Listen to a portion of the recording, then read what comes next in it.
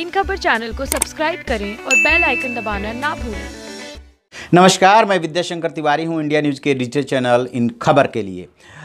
Julian Paul असांजे की गिरफ्तारी के बाद एक बार फिर से वो लाइमलाइट में है। सवाल ये उठ रहा है कि ये जो विसिल ब्लोअर और जर्नलिस्ट है असांजे, ये कौन है और क्यों इन बार बार अंतर्राष्ट्रीय मीडिया में ये चर्चे में रहते हैं। आखिरकार इस बार जहां इक्वाडोर के दूतावास से उनको एक तरह से निकाल करके गिरफ्तारी की गई है, ऐसी नौबत क्यों आई। यहाँ पर भी उनके ऊपर स्पाइंग का, जासूसी करने का आरोप लगा है, वो भी उसी देश के राष्ट्रपति मोरेनो के खिलाफ जिस इक्वाडोर ने उन्हें राजनीतिक शरण दी थी लंदन के अपने दूतावास में।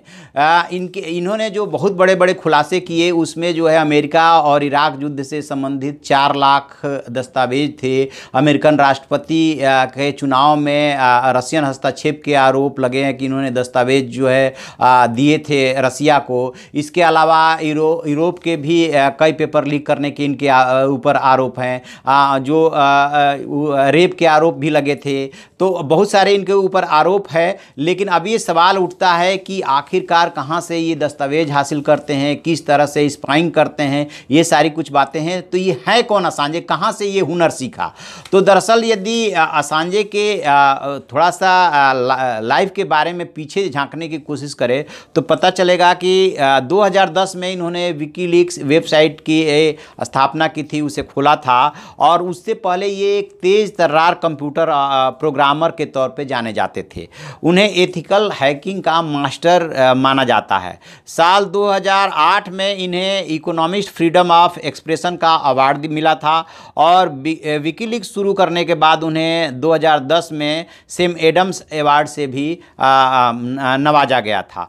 अब इन्होंने जब 2010 में विकीलीक्स खोला और उसके बाद एक सनसनीखेज केबल्स, डॉक्यूमेंट्स प्रकाशित करने शुरू किए, तब जो है राष्ट्रपति जो है हुआ करते थे अमेरिका के बराक ओबामा, उन्होंने असांजे से कहा था कि ऐसा मत करो, देश हित सबसे ऊपर है। इसके बावजूद जो है असांजे नहीं माने और एक के बाद एक वो खुलासे करते रहे, जिसकी वजह से वो अमेरिका की नज़रों में खटकने लगे और वहाँ के नियम कानूनों के मुताबिक जब आपराधिक मामला बना, इनके गिरफ्तारी की कवायद शुरू हुई, फिर ये इधर उधर भागने लगे।